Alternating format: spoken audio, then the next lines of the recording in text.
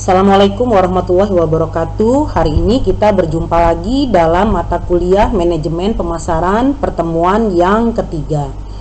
Hari ini Ibu akan membahas mengenai bagaimana mengembangkan strategi dan rencana pemasaran. Yang pertama, outline yang akan kita bahas yaitu kita akan menjelaskan pemasaran dan nilai pelanggan. Kemudian menjelaskan perencanaan strategi korporat dan divisi, kemudian menjelaskan perencanaan strategi unit bisnis, dan menjelaskan perencanaan produk. Pertama yang akan kita bahas adalah bagaimanakah proses penghantaran nilai kepada pelanggan. Dari pertemuan-pertemuan terdahulu, Ibu sudah menyampaikan bahwa ketika kita bicara mengenai produk dan jasa, kita tidak hanya bicara produk dan jasa itu saja, tapi bagaimana di dalam produk dan jasa itu ada value atau nilai. Nilai-nilai inilah yang dirasakan manfaatnya oleh konsumen. Nah, yang pertama kita akan membahas proses penghantaran nilai. Urutan penciptaan nilai dan penghantaran nilai terbagi menjadi 3 fase. Yang pertama, kita harus memilih nilai apa yang paling ingin kita tonjolkan kepada konsumen. Kemudian, bagaimana kita memilih nilai yang paling kita inginkan diketahui oleh konsumen dan yang menjadi pertimbangan utama ketika konsumen itu menentukan produk dan jasa apa yang menurutnya bernilai tinggi. Kemudian menyediakan nilai. Menyediakan nilai ini bersedia untuk memberikan nilai-nilai itu kepada konsumen sehingga konsumen merasa terpuaskan. Lalu tugas yang terakhir apa dalam proses penghantaran nilai ini? Yaitu bagaimana mengkomunikasikan nilai. Artinya konsumen harus tahu bagaimanakah seorang produsen mengkomunikasikan nilai ini sehingga konsumen mengetahui. Dengan cara apa? Dengan cara menggunakan promosi, channel-channel untuk melakukan kegiatan promosi. Kalau saat ini kalau kita buka, dari dulu kalau kita buka TV itu pasti ada iklan. Kemudian sekarang kita buka YouTube juga ada iklan. Kita buka media sosial ada iklan. Itulah upaya-upaya yang dilakukan oleh perusahaan untuk mengkomunikasikan nilai kepada konsumen, sehingga memudahkan konsumen ini untuk menentukan pembelian yang akan dilakukan. Selanjutnya, rantai nilai, value chain, merupakan sebuah alat untuk mengidentifikasi cara menciptakan lebih banyak nilai pelanggan. Dalam rantai pasokan terdapat 2 kegiatan, antara lain kegiatan primer dan kegiatan pendukung.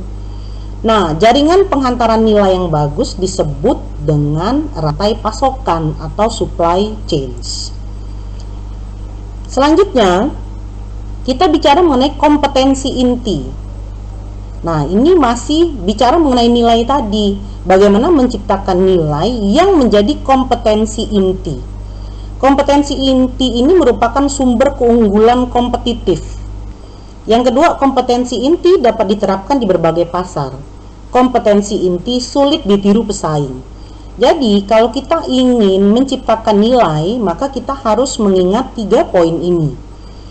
Dengan mengingat 3 poin ini, maka insya Allah produk atau jasa kita menjadi leader, menjadi pemimpin. Karena kompetensi ini sumber keunggulan kompetitif, dapat diterapkan di berbagai pasar dan sulit ditiru oleh pesaing. Kenapa sulit ditiru oleh pesaing? Karena ini menjadi ciri khas dari produk kita. Kalau kita melihat sepatu Nike itu kenapa agak sulit ditiru? Walaupun banyak sekali tiruan-tiruannya muncul, tapi orang sekali lihat langsung tahu itu asli apa palsu. Nah, kompetensi inti inilah yang harus diciptakan sehingga menjadi keunggulan bagi produk atau jasa yang kita miliki. Selanjutnya, ini kita bicara Kita bicara mengenai pemasaran holistik dan nilai pelanggan. Yang pertama yang harus dilakukan adalah bagaimana mengeksplorasi nilai. Bagaimana perusahaan dapat mengidentifikasi peluang nilai baru yang dimiliki oleh produk dan jasanya. Kemudian yang kedua, penciptaan nilai. Bagaimana perusahaan dapat menciptakan penawaran nilai baru secara efisien. Yang ketiga, penghantaran nilai. Bagaimana perusahaan dapat mempergunakan kapabilitas infrastrukturnya untuk mengantarkan penawaran nilai baru secara lebih efisien. Nah, jadi ini eksplorasi nilai, penciptaan nilai, hingga penghantaran nilai harus dilakukan secara efektif dan efisien. Selanjutnya ada peran strategis dari rencana yang dilakukan oleh tim pemasaran. Yang pertama, rencana pemasaran strategis atau strategic marketing plan. Ini menjelaskan pasar sasaran berdasarkan proporsi nilai yang ditawarkan dari hasil analisis peluang pasar terbaik. Kemudian yang kedua, rencana pemasaran taktis, tactical marketing plan. Ini lebih detail lagi, bagaimana menspesifikasikan taktik pemasaran termasuk fitur produk, promosi, penyediaan barang, penetapan harga, saluran penjualan, dan layanan. Ini harus dilakukan agar semuanya terencana dengan baik. Selanjutnya, perencanaan strategi korporat dan divisi. Yang pertama, sebelum kita menyusun sebuah strategi, maka kita harus mendefinisikan dulu misi korporat atau misi dari perusahaan itu apa. Entah bergerak di bidang industri, produk dan aplikasi, kompetensi, segmen pasar, dan vertikal, itu harus diperhatikan sungguh-sungguh. Dan menentukan misi ini sangat penting. Mungkin kalian sering mendengar ya bahasa visi misi. Nah, ini sebenarnya untuk menetapkan bagaimana rencana dan strategi awal dari sebuah perusahaan itu dilakukan. Selanjutnya, kita membahas mengenai unit bisnis strategis atau strategic business unit, SBU. SBU ini adalah satu bisnis tunggal. SBU mempunyai kelompok dan SBU mempunyai manajer yang bertanggung jawab. Jadi sederhananya begini, perusahaan-perusahaan itu tidak hanya memiliki satu usaha saja, tapi perusahaan dimungkinkan untuk memiliki bisnis-bisnis unit yang kecil-kecil, tapi tetap berada di bawah payung perusahaan besar itu. Dan SBU itu adalah satu bisnis tunggal, mempunyai kelompok, artinya dia memiliki kelompok-kelompok bisnis sendiri dan dikepalai oleh manajer yang langsung bertanggung jawab terhadap perusahaan yang menaungi SBU ini. Selanjutnya, ini sumber daya bagi setiap SBU untuk menilai peluang pertumbuhan. Yang pertama, pertumbuhan intensif. Ada strategi penetrasi pasar, pengembangan produk, dan diversifikasi. Jadi kalau kita bicara pertumbuhan intensif, itu bagaimana strategi penetrasi pasar, memasuki pasar dengan produk-produk atau jasa yang kita miliki. Kemudian melakukan pengembangan pasar, yang tadinya pasarnya cuman kita layani misalnya offline saja, lalu kita mulai melakukan pengembangan di pasar online, begitu. Kemudian karena kita sudah melakukan pengembangan pasar, tentu ada masukan atau keinginan dari konsumen, lalu kita melakukan pengembangan produk dan diversifikasi. Pengembangan produk ini sangat penting sekali, karena dengan adanya pengembangan produk maka dimungkinkan laba akan semakin mudah untuk didapatkan. Lalu diversifikasi itu membedakan antara produk satu dengan produk yang lain. Kemudian ada pertumbuhan integratif atau joint venture. Joint venture ini bisa dilakukan antar dua perusahaan. Biasanya yang satu perusahaan yang kuat, yang satu perusahaan yang kekuatannya ada di bawah perusahaan satunya. Kemudian ada pertumbuhan diversifikasi, dan yang terakhir menyusutkan dan mendivestasikan bisnis lama. Kita akan bicara mengenai organisasi dan budaya organisasi. Organisasi perusahaan terdiri dari struktur, kebijakan, dan budaya korporatnya. Budaya korporat yaitu pengalaman, cerita, kepercayaan, dan norma yang dimiliki bersama sehingga membentuk karakter organisasi. Jadi kalau kalian masuk ke sebuah perusahaan, kemudian ada budaya organisasi yang ditempel, misalnya senyum, sapa, salam, itu merupakan budaya korporat atau budaya perusahaan yang ingin ditularkan perusahaan itu kepada karyawannya dan kepada masyarakat yang dilayaninya. Kalau di Dharma Jaya kan kita tahu Dharma Jaya the best. Nah, the best itu adalah budaya dari Dharma Jaya. Mungkin kalian bisa temukan kalau masuk ke sebuah tempat, kalian cek pasti di dindingnya, minimal di dindingnya itu pasti ditempel budaya organisasi. Selanjutnya kita bicara mengenai inovasi pemasaran. Tapi harus dihindari judulnya inovasi. Kenapa? Karena ini merupakan sesuatu yang dilakukan secara terus-menerus, continuous improvement. Jadi kalau kita memiliki satu produk atau jasa, kemudian kita terus mengembangkan, maka itulah yang itu disebut dengan continuous improvement. Jadi terus diadakan rencana-rencana perbaikan. Kemudian yang kedua, menggunakan kolaborator, mempergunakan bantuan-bantuan dari pihak lain, termasuk masukan-masukan dari para konsumen. Kemudian segera menentukan ukuran apa nih yang ingin kita ambil sebagai inovasi pemasaran, entah benchmarknya dari target penjualan yang tercapai atau dari target-target lainnya. Kemudian membidik sasaran lebih mudah terlebih dahulu. Jadi kita juga diharapkan dapat membidik sasaran-sasaran yang lebih mudah. Misalnya kita punya produk utama, misalnya kopi. Kopi ini sasaran utama siapa sih? Yang paling yang sekarang ini lagi ngehit, yang suka ngopi. Oh, ini ternyata generasi milenial sama generasi Z. Maka kita bidik dulu pasar yang itu. Setelah pasar itu bisa kita bidik dengan baik, maka kita mulai merambah ke pasar, ke target market selanjutnya.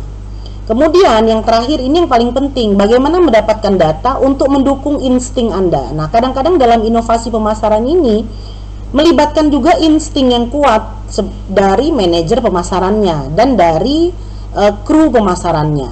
Nah, misalnya kita tahu nih, oh kok kayaknya tren penjualan kopi di mana-mana meningkat ya. Itu kan sebenarnya insting. Nah, bagaimana cara kita mendapatkan data? Kita melakukan survei.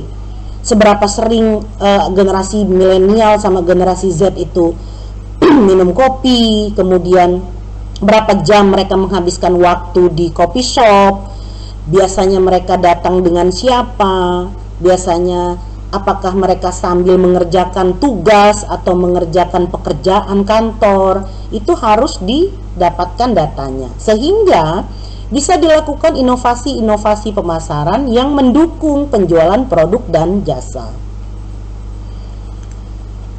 Selanjutnya ini ada perencanaan strategi unit bisnis. Yang pertama, misi bisnis. Yang kedua, analisis SWOT. Mungkin kalian sudah pernah dengar yang namanya analisis SWOT. Strength, weakness, opportunity, dan treatment. Jadi, ketika kita bicara mengenai lingkungan eksternal, ada peluang dan ancaman yang muncul. Maka unit bisnis harus mengamati kekuatan lingkungan makro dan lingkungan mikro yang mempengaruhi laba. Pemasaran yang baik mampu menemukan, mengembangkan, dan menghasilkan laba dari peluang pemasaran atau marketing opportunity.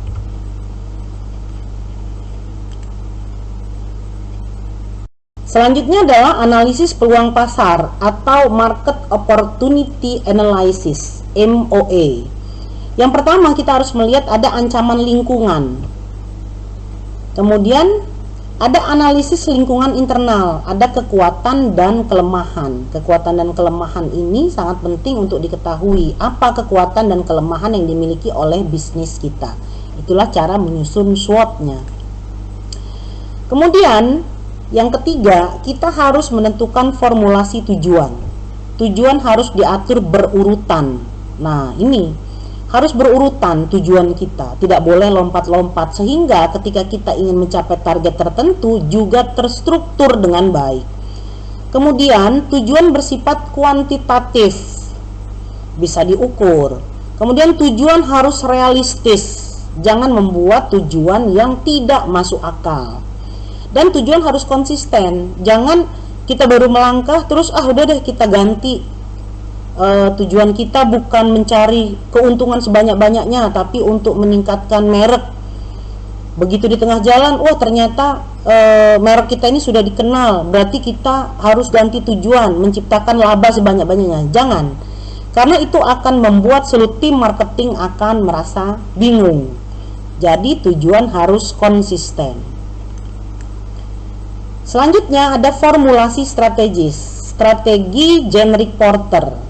Ini kepemimpinan biaya secara keseluruhan, ada diferensiasi dan ada fokus. Diferensiasi dan fokus dalam hal apa? Dalam hal proses penyusunan strategi dan rencana-rencana marketing.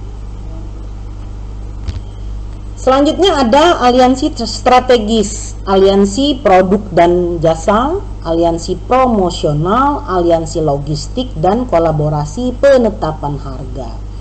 Jadi aliansi strategis ini dilakukan untuk produk dan jasa yang memiliki kesamaan. Perusahaannya beda tapi produk dan jasanya beda. Itu dilakukan aliansi produk dan jasa, promosional, logistik, dan ada kolaborasi penetapan harga. Jadi duduk bersama untuk mendiskusikan berapa penetapan harga yang diberikan untuk produk dan jasa tertentu. Selanjutnya yaitu formulasi dan implementasi program. Ini dari rencana dan strategi-strategi yang dilakukan oleh tim marketing atau tim pemasaran, maka diformulasikan dan diimplementasikan dalam program-program pemasaran. Ini gunanya untuk apa? Untuk mempercepat pertumbuhan laba, pengenalan merek dan penguatan merek di benak konsumen, positioningnya menjadi baik. Dan yang terakhir, melakukan umpan balik dan kendali. Umpan balik ini mengetahui, melakukan evaluasi apakah dari rencana strategis yang telah dibuat itu memiliki umpan balik yang baik. Umpan balik yang baik misalnya dilihat dari mana? Dilihat dari apakah tujuan-tujuan yang telah dirumuskan itu tercapai. Contoh, kalau tujuannya adalah mendapatkan laba sebanyak-banyaknya, maka dilihat dalam evaluasi apakah perusahaan itu ketika menerapkan strategi pemasaran itu memperoleh laba yang diinginkan. Kemudian kendali itu dilakukan untuk benchmark ketika melakukan penyusunan program pemasaran di masa yang akan datang. Selanjutnya adalah sifat dan isi rencana pemasaran. Rencana pemasaran adalah dokumen tertulis yang meringkas apa saja yang dipelajari tentang pasar dan mengindikasi bagaimana perusahaan berencana menjangkau tujuan pemasarannya. Nah, pertanyaannya, apa saja konten dalam rencana pemasaran? Yang pertama, rangkuman eksklusif dan daftar isi. Yang kedua, analisis situasi. Yang ketiga, strategi pemasaran. Yang keempat, ada proyeksi keuangan. Dan yang kelima adalah kendali implementasi. Akan bahas satu persatu. Yang pertama, rangkuman eksklusif. Jadi, dalam konten rencana pemasaran secara keseluruhan itu dibuat rangkumannya. Biasanya berisi tentang tujuan dari rencana pemasaran itu apa, kemudian bagaimana cara mencapainya. Lalu ada daftar isi. Yang kedua, yang paling penting adalah dimasukkan analisis situasi. Itu yang Ibu sampaikan tadi, analisis SWOT. analisis SWOT itu bagaimana kita mengetahui kekuatan kita, strength. Kemudian bagaimana kita mengetahui kelemahan kita, weakness. Kemudian bagaimana kita mengetahui opportunity atau peluang-peluang apa saja yang masih bisa kita dapatkan. Yang terakhir, threat, ancaman apa yang akan kita dapatkan ketika kita melakukan rencana pemasaran. Kemudian yang paling penting, poin ketiga, yaitu strategi pemasaran itu sendiri. Bagaimana mencapai tujuan-tujuan pemasaran dengan strategi yang telah kita tetapkan. Dan tak kalah penting juga proyeksi keuangan. Nah, proyeksi keuangan ini sangat penting. Kenapa? Jangan sampai kegiatan pemasaran kita berhenti di tengah jalan manakala tujuannya belum tercapai. Yang terakhir yaitu ada kendali implementasi. Dengan adanya kendali implementasi ini, maka tim pemasaran, terutama yang menjadi leader atau manajer pemasarannya, bisa melakukan kendali apakah implementasi rencana pemasaran itu berhasil atau tidak diterapkan. Ukurannya dari mana? Itu yang Ibu bilang tadi. Ukuran pertama yaitu apakah tujuannya tercapai.